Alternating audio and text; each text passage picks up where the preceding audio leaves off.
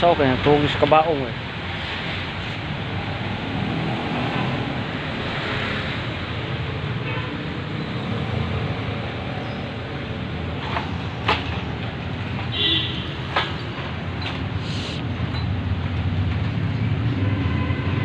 Yan ang mga buhay dito sa construction.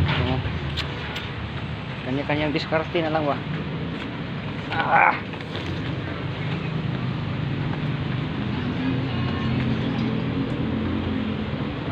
Ano sa dito, ako dire ka matulog.